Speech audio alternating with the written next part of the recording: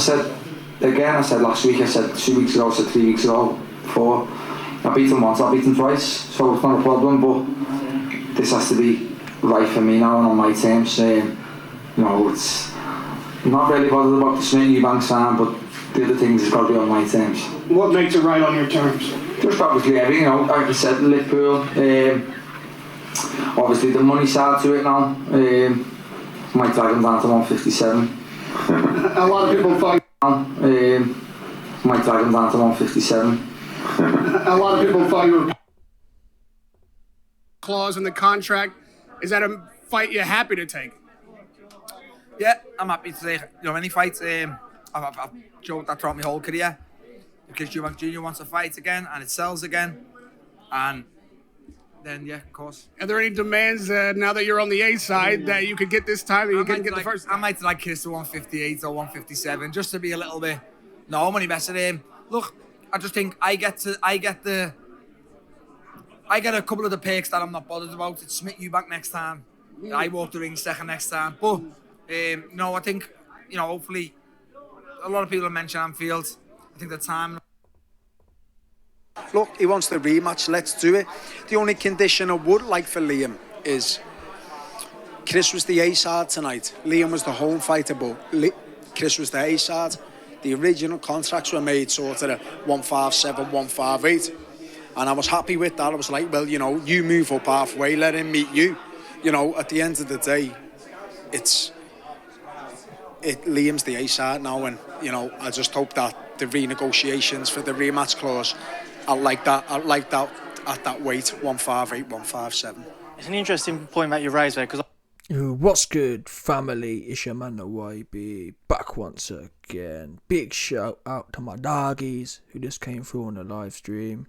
Can't find it now, but my doggy Lord Matt for coming through, my doggy Shoulder for coming through, and a few other doggies out there who boosted the coin up. In fact, I'm sure I can find them here. I can't find them here. Nonetheless, let's crack on with the video, 100%. So, we just heard there from Liam Beefy Smith. Now, I'm sure there's going to be some Liam Beefy Smith fans who say, oh, it's all a bit, he's only kidding, he's only messing. Listen, if someone's messing, they don't say something 3 times, and multiple people from the same team don't say the same thing. Now, McNally, his trainer, he's the guy at the end who said, he weren't joking at all. He said, Smith's today side, and I want it 157, 158. Now, I'm confused because you just smoked the guy who's supposed to have a cast iron chin, and now for the rematch, you want to drag him down some more. That doesn't make no sense. Oh, I've done it before, I'll do it again. Why do you need to drag him down for? He already couldn't take your shots. So that to me seems a bit iffy and a bit unsportsmanlike in that sense. You've just smoked someone and now you want to make them even more weaker. You should be saying, listen, I'll beat Eubank on his best day. Let's go up. Innit? I'd respect that to the utmost degree. I'd say, listen man, this Liam guy, he a serious guy. I want to put people keep mentioning the weight. I want to put any weight things to the side. I'll fight him at 164. But for his team to come out after such an emphatic win and be banging on about this 157 thing, knowing he looks compromised, Mr. Cast Iron Chin has Mr. Chris Eubank Jr. Yeah? You got Mr. Chris Khan Jr. turning up at the weekend and you want to take him down some more. What's that about? And I think I know what it's about. It's about they're desperate to win at all costs. And clearly, it's not my words, clearly they're scared of losing. Bottom line. You're scared of losing in the rematch, which is why you're saying the rematch needs to be on my terms, and the key thing was you want to drag him down some more weight. I think that's, me personally, I just think that's bad sportsmanship. And I think that's bad. It's put a bad taste in my mouth of how much do they believe they won. And if you believe you just blew this guy out of the water, why would you need to drain him, knowing the controversy that was around that in the Conor Benn fight? It's not like, whoa, he's fought at 157 before and it wasn't. There was huge controversy back then, a few months ago. You know how much he was couldn't make the weight and was dying to make the weight. So why would you insist on that for the rematch? Again, that shows to me bad character. I don't rate that at all. That's slimy from my point of view. A true man, a true warrior.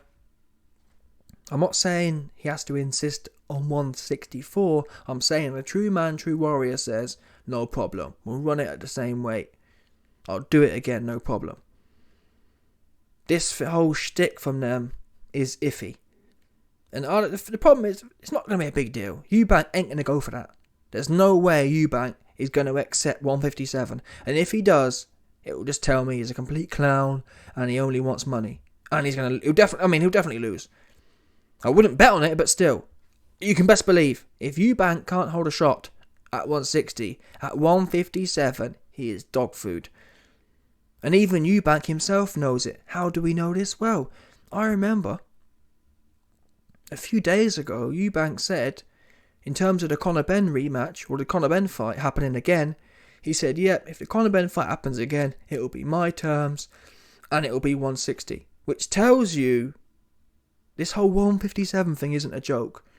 Yeah? Chris Eubank isn't waking up in the morning at 158. Because if he was, he'd say, yeah, no worries, I'll fight Conor, and at 157. Clearly, it's not rocket science. Clearly, he's boiling down, and it's taking something from him. Which is why he wasn't desperate to fight Conor Benn again at that weight. He said Conor Benn's blown it at that weight. And I'm assuming all these boxing insider guys have heard that too.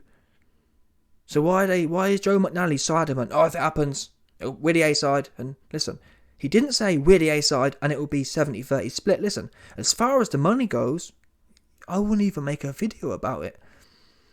Chris never should have had his cherry popped by Liam Smith.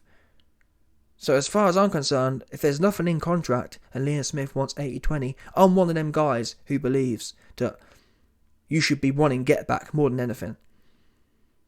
If you think it's been a mistake, if it's 80-20 against me, no problem, I want it. So it's not about the money here. I'm backing Liam Smith to get 80-20 split. What I'm not backing is this is weird, funny style behaviour. This kind of behaviour that's not cool. Not cool at all.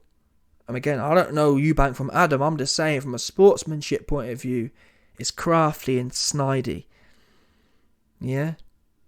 You've just done something that no one expected, and now you want to, it's almost like, you want to just put the odds all in your, even though you just, imagine that. If, again, you've just won the fight outstandingly, no one expected it, and now you want to weight the favour in your favour even more.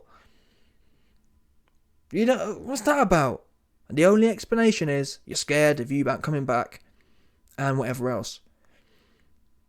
And it does have to be said, people. It does have to be said. Liam Smith, and that's what I mean. I showed you, man, the scorecards. The independent boxing scene scorecards had it 3 rounds to Eubank. And I had it 3 rounds to Eubank. And that third round was schooling him. And Liam Smith knows that. In my opinion, Liam Smith knows, and he said himself, Eubank's arms are very long, and I didn't have no ideas about what to do, and that's how it looked. He looked lost to me. He looked lost, especially in that third round. His trainer even said, I lost him, and yeah, you did lose him, because he was looking like a lost child. Yeah, if you take a lost child to a forest, and they're there just like looking at, that's what Liam Smith looked like, getting his Nelly jabbed in. Now, fair play to the guy. He pulled a rabbit out of the hat.